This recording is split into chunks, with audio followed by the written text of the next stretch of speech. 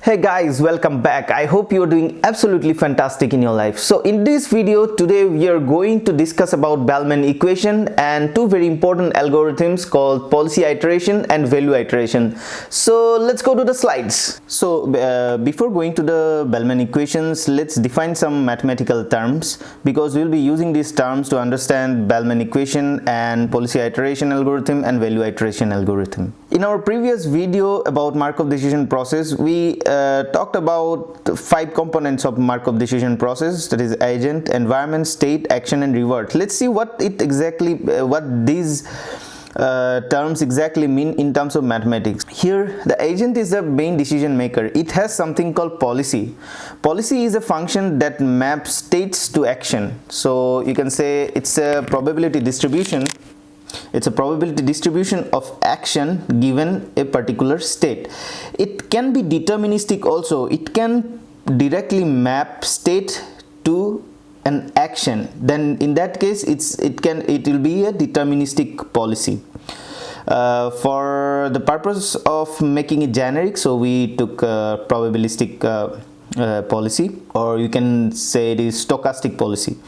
And then the environment. So environment is basically the transition dynamics, how the state in the environment changes and how the agent gets reward. So it's a joint distribution of next state and the reward based on the current state and action applied by the agent. So it gives the probability distribution of next state and the reward. It's like a joint distribution. Let's see this example.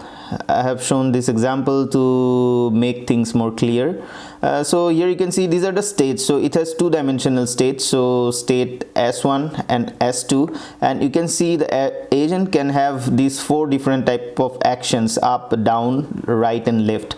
So what the policy will do, policy will tell the agent at a particular state like this, it is in this state, what action to take to get the maximum reward possible in its episode or finite number of steps. In every state it gets a reward of -1, and when it reaches the goal it gets a reward of 100.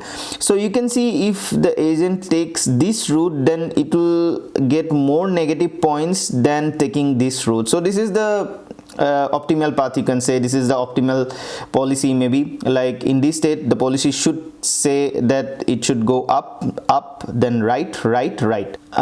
So let's go to the next slide. Here we can also get the state transition probability from the this joint distribution of state transition and reward. So how we can do that? We can simply add these probabilities for all the reward values. So just kind of marginalization. Let's define a term called discounted reward. So it is the sum of the reward, but it's a weighted sum, weighted by a term called discount factor. So this discount factor is between 0 and 1. It is decided by the programmer or the designer, and this term is used to give more importance to the initial rewards than the very distant reward. So like you can see, this term will get decreased when it is like multiplied with itself, so its power is increasing. So first it is to the power 1, to the power 2, then to the power 3. Here it is at the end, it's to the power n-1. So it is giving less and less importance to the more distant reward than the initial rewards. So now let's define what is value of a state. It's the total expected discounted reward with respect to a policy. Suppose you are in a state and you apply a policy on the robot and you see what is the expected discounted reward, and this is the value of a particular state. So you can see it's a expected total discounted reward, and since it is GT, we can expand it like RT plus 1 plus gamma multiplied by GT plus 1. Why we can do this? How we can expand this value? Just look at this equation. So it is GT plus RT plus 1, and we can proceed like this, and we can take this RT1 T plus 1 as it is, and we can add add rest of the terms by taking this discount factor as common, then we get gt plus 1 inside, because it's the same expression inside. So we replace it, and now it is expectation in the form of this expectation notation, and we can expand it because we know the probability distribution. We assume that we know the probability distribution of actions for a particular state, which is the policy, and we know the transition dynamics of the environment. So we can actually compute the expectation like this properly, like with using probability distributions, and we get this equation. And finally we have this expression for a value of a state like this. So you can see here we are computing the value of a state using the value of the successive state. Can you see that here? So this is the state where we are currently, and we want to compute this state. So for that we can do like this, and see in this expression there is a term again, value of another state. This is the successive state. So this is like a recursive equation, because we can update the value of the current state using the value of the successive state, and we can also expand this using the whole equation. We can also expand this inside the equation. So if we expand this, then we'll get a very huge equation. So yeah, so this is called Bellman equation. Okay, so this is called Bellman equation, and here are these terms I already mentioned. This is the current state, this is the policy, this is the dynamics, and this is the next state's value. Okay, so Bellman equation is very important, and we will see Bellman optimality equation, which we will use almost all the times in the upcoming classes. And let's go to an example. What do we mean by value of a state in an intuitive way?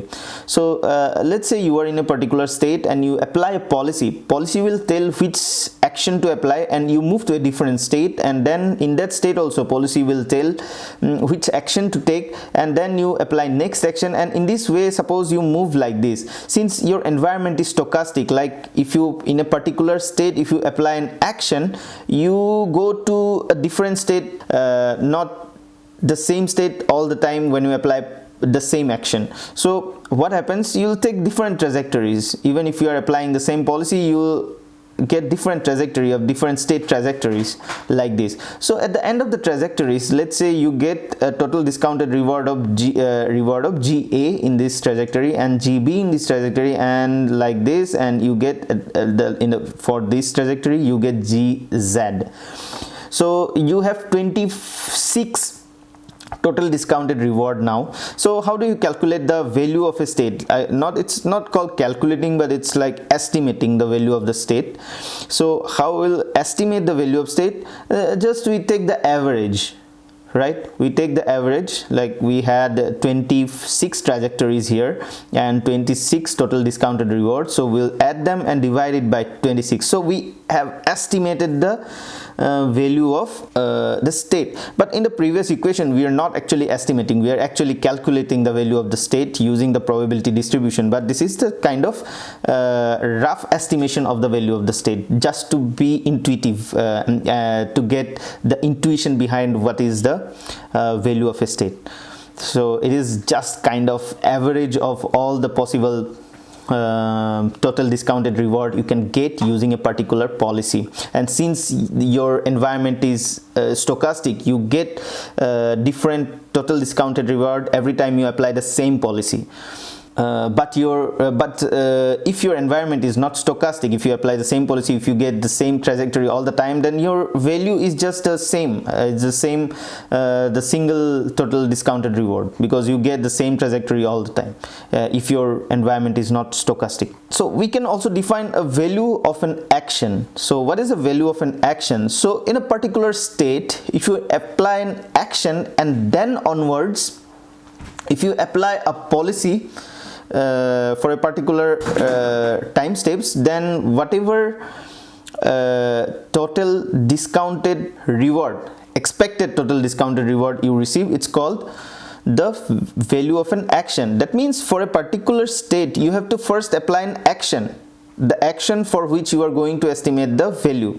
So for a particular state you first apply an action, and then after applying the action you go to a different state, and then onwards you apply the particular policy. Okay, you apply a particular policy and you get different trajectories from different states like this. You apply the same action from state S, you ended up in this state, sometimes in these states, because again I told you it's a stochastic environment, you will never go to the same state again and again. So, and then onwards you apply the fixed policy, the policy for which you are computing the action value, and then you sum all the total discounted reward, and then you take the average. Then it's called the estimation of value of an action. But you can also compute this value in closed form, like previous expression, like this expression. As you know, the probability of transition probability of the environment and the policy, so you can compute this value in a closed form. Now let's say what is optimal state value and optimal action value of a particular state. So for a particular state, the optimal state value is the maximum state value. If your goal is to maximize the reward, then in the environment, then is the maximum possible action value for a particular state, or maximum possible state value for a particular state. It's the optimal. So when you get this optimal value, when you have an optimal policy means the best policy, the policy that gives you the best reward. And similarly, the same case for optimal action value. Now let's come to Bellman optimality equation. So as we have seen this equation previously, the value of a particular state with respect to a policy, we expand this like this. We talked about this before. Then if our policy is optimal, if we take the optimal policy, then what will happen? We can replace this thing like this. Then value of a state, then the optimal value of a state will be the same as applying the action that maximize this expected term. Okay, it's RT plus 1 next reward, and then discounted optimal state value for the next state. Are you getting? It's a slightly complicated thing. So it's like the optimal value for a state will be equal to the sum of the reward plus discounted optimal value for the successive state. Expectation of this term, actually, not this exact value, but expectation of this term. And this is called Bellman optimality equation, and we will be using this equation quite often in our next videos. And then, since again this is expectation and we know the probability distribution of the environment, so we can simply expand it like this for an action that maximize this term. And we can simply expand it like this. You can refer to the previous slides, actually, how we have expanded this term. And this is called the Bellman optimality equation. We also have this Bellman optimality for the action value. It's the same thing, it's almost similar. Let's take an example, because in terms of equation it's always difficult to understand. So let's take an example. Suppose we have to estimate the optimal value for this particular state. So what we will do, we'll apply all the actions first. Okay, so we are estimating, right? So we'll apply all the actions. Let's say after applying action A1 we end up at the state S1, and if we apply action A2, then we end up at action state S2, and similarly in S3 if we apply action A3. So let's say the optimal state value for state 1 is 0.3, and for this it's 0.6, and for this it's 0.8. okay. And also we say that in this state you get reward 0.5, and here it's 0.9, and in this state is 0.3. so what we have to see, we have to maximize this term, right? This term, the expectation of this term, rt plus 1, the reward of the next state, then discounted optimal value of the next state. So since we are talking about here in this example, it's deterministic, so if we apply action a1, we directly always go to state s1. so it's deterministic, so we don't have to take the expectation, we just have to add the values r1, the next reward, plus discounted, we assume the discount factor is 1 here, so we multiply it with the optimal state value for this particular state, and we get 0.8 here, and for the second case we get 1.5, and in the third case we get 1.1. so what is the optimal value for this state? So it is the maximum. So you remember, we are maximizing, right? We are maximizing with action, so we take different actions and we see the action that maximizes this, and we take the maximum value, and the maximum value of this is the optimal value for the state.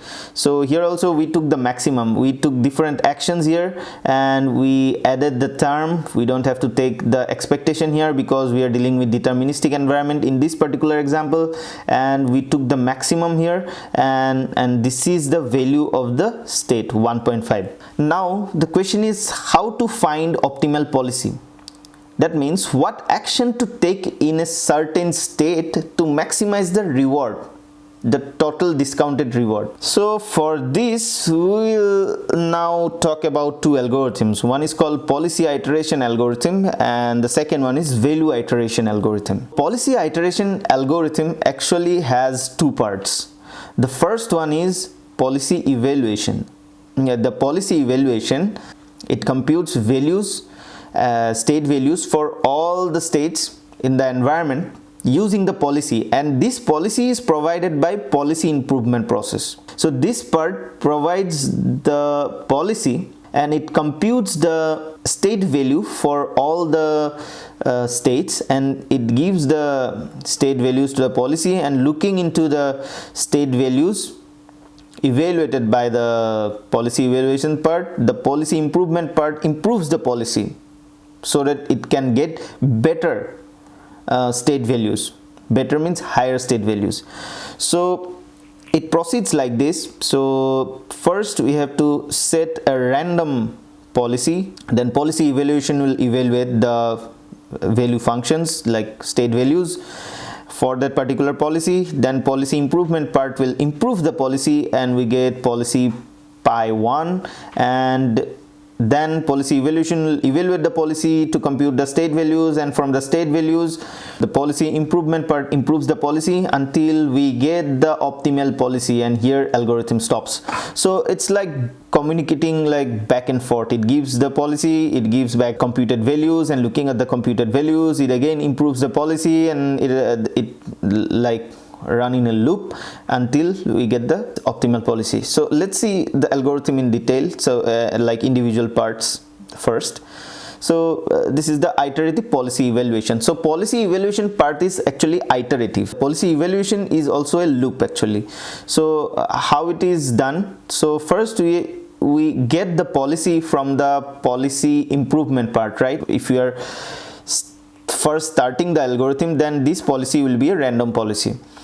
So when I say it's a policy, it's just a table like for a particular state. If your state is S1, then you apply action A1. If your state is S2, then you apply A2. So it's like a table. So you randomly initialize this table. You can set like 0 0 0 0 0 action, or just left left left left left action initially, and then this policy evaluation part evaluate the values for all the states. So it evaluates the values for all the states. You remember, this is the equation for value function computation, the value computation.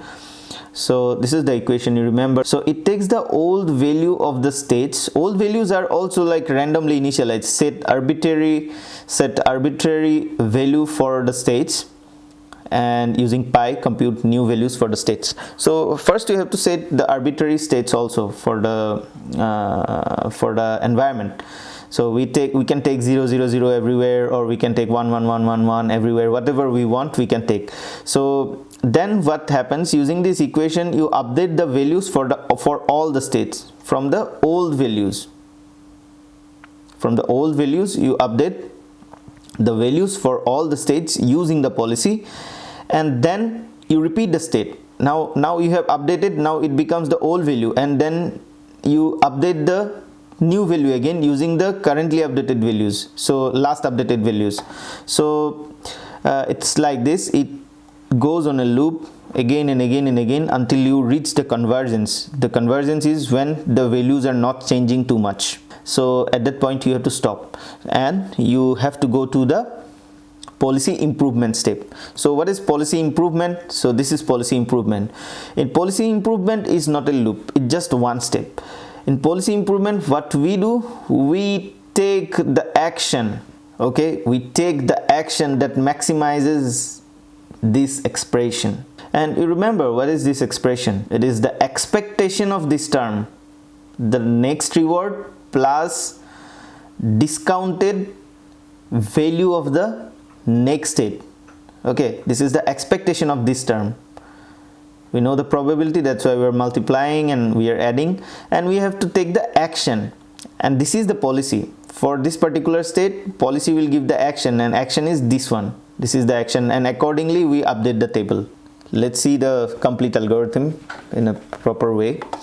So policy iteration algorithm, so it has two loops. The first loop is the policy evaluation. We talked about it already. So it computes the state values using the policy like this, and then once it is converged, then this policy improvement takes the values of the states and update the policy, and this outer loop continues again and again and again until a stable value is reached. So now the question is, here you have to reach the convergence. I told you, like, can we stop it before convergence? Like, can we do like 2-3 iteration of this and then go to this? And actually we can stop this, and this is called truncated policy evaluation. So we can truncate this, like we can like 10 iterations, and we don't have to wait for convergence till this algorithm will guarantee convergence to the optimal policy. So now can we club these two parts of policy iteration into one? So we have two parts, right? One is this loop and one is this. So can we join them together? And we can actually, and this is called value iteration. So let's see what is value iteration. So this is value iteration. So we are not now evaluating the value with respect to a policy. Like in policy iteration, we are computing the values from the old values with respect to a policy. Now we are not computing it with respect to a policy, but how we are computing it? We are computing the next value, the new value of a state using the action that maximizes this term, and this whole term is the expected total discounted reward. Yeah, so once this loop is converged, that means the value of the states are not changing too much, then we can say that we reach the optimal value of the states, or very close to the optimal values for the states. And then once we reach this value, we can simply compute the policy in one step. This is the action that maximizes this term. It's the expectation of total discounted reward. So this is the value iteration algorithm. It's very simple. So what is the problem with these two algorithms? Actually, if you think, then we are actually doing it synchronously. If we have very huge state space in the environment, then we have to update all the values together, like in one loop of the algorithm, like policy evaluation. Then we are actually updating, or even value iteration, we are updating all the values of the states in every loop. right? So this is very computationally expensive, and we cannot actually focus in the relevant region of the state space. If we know this is the relevant region of the state space, maybe goal is there, maybe we know a bit about the environment, then we cannot focus this algorithm towards those regions. We have to do updates for all the states, right? So this is not efficient.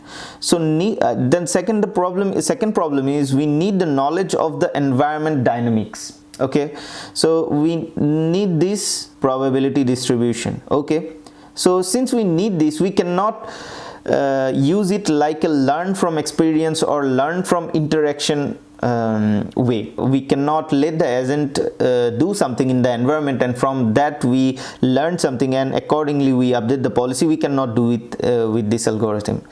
So in upcoming videos we'll study about something called Monte Carlo approach. So that is much more efficient than this kind of algorithms and much more useful actually in realistic scenarios.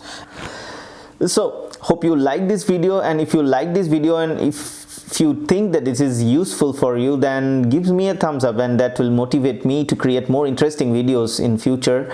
And also subscribe to my channel, and don't forget to click the bell icon so that you get notification when I upload new videos.